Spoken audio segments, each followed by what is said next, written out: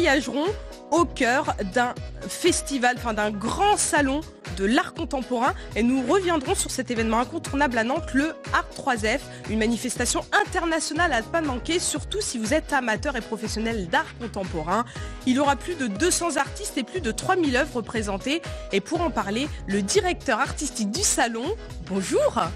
Donc on en parlera tout à l'heure et nous ferons un petit point.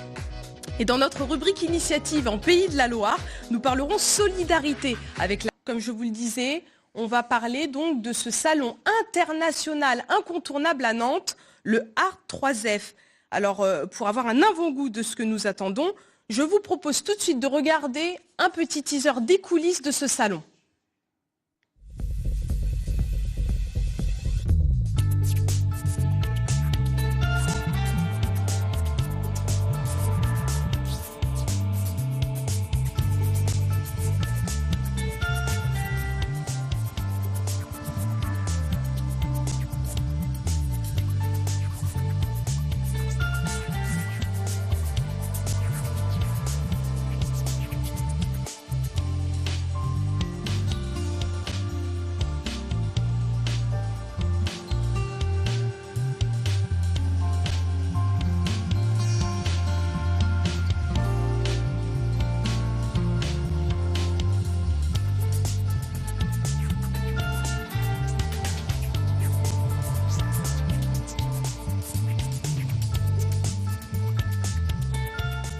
Bonjour Serge Beninca. Bonjour.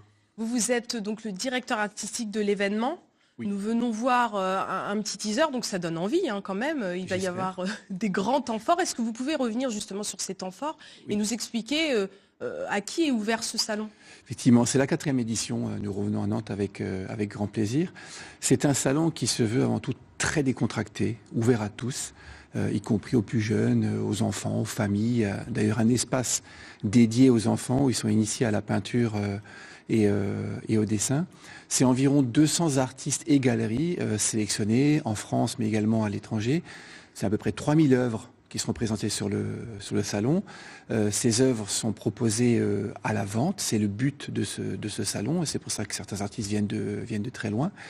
Et ce qui la caractéristique, excusez-moi, de ces salons, c'est effectivement, dans un premier temps, cet art abordable, puisque nous sommes loin des tarifs qu'on pourrait trouver, par exemple, à la FIAC de Paris, où là, on est vraiment sous des prix très, très élitistes. Là, on a déjà de très belles choses pour quelques centaines d'euros.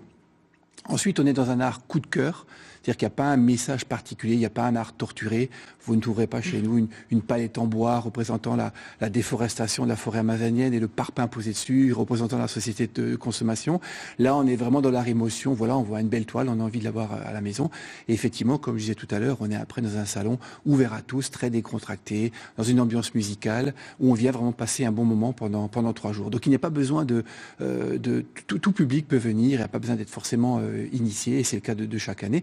Donc bien évidemment, nous attendons des acheteurs, c'est un petit peu le but aussi, mais une grande partie des visiteurs seront avant tout des amoureux de l'art qui viendront voir de belles choses. Et justement, c'est ouvert aux amoureux de l'art, aux spécialistes, mais aussi à ceux qui découvrent l'art contemporain, mais qui aiment vraiment ça. Absolument. Ils s'y retrouveront complètement. Absolument. Aux scolaires également, puisque nous avons invité des scolaires qui seront présents cet après-midi. Le but, c'est de faire découvrir effectivement, à travers ces 3000 œuvres, alors avec des goûts, des styles différents. On a une omniprésence cette année du pop art qui revient en force, du street art également, qui est un art très, très tendance, très coloré. On en a un petit peu besoin dans ces périodes un petit peu grises. Et puis aussi des curieux qui n'ont pas forcément déjà participé à ce type de manifestation et qui viendront cette année. Sachant que l'année dernière, on a fait plus de 20 000 visiteurs. C'est une agréable surprise. C'est un salon qui a tout de suite bien fonctionné à Nantes, qui est une ville très très ouverte au niveau de l'art. Et est-ce que sur le salon, il y aura des références dans le domaine de l'art? Parce que comme vous avez beaucoup d'artistes, je suppose que vous avez quand même des perles. Oui, alors c'est ce mélange qui est intéressant pour le visiteur et pour l'acheteur. C'est ce mélange à la fois des artistes qui se représentent eux-mêmes et des galeristes qui, eux, viendront avec ce qu'on appelle des signatures. Des noms comme Combat, Soulage. Alors l'artiste ne sera pas physiquement présent, mais il sera représenté par sa galerie. Là, effectivement, c'est déjà plus pointu, c'est déjà au niveau gamme de prix un peu plus élevé aussi. Mais le but pour nous, c'est de contenter un petit peu tout le monde, des gens qui veulent soit de voir de belles choses, soit de faire une première acquisition, soit de compléter une collection. D'accord. Et justement, on peut repartir tout de suite avec sa toile. Alors, ça dépend du format. Ouais. En fait, si ça rentre dans la voiture, on peut repartir avec.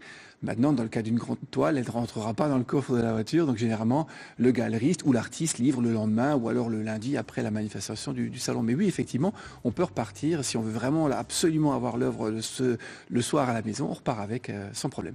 Et est-ce que vous pouvez nous rappeler à quelle heure ça se passe, sur combien de jours, et puis les moments à pas rater surtout. Oui, on a voulu un salon assez compact, donc il a lieu sur 3 jours, donc on ouvrira tout à l'heure à 16h.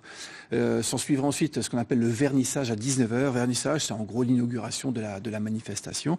Et on sera en nocturne jusqu'à 23h. Et ensuite, samedi, dimanche, on sera sur du 10h, 20h.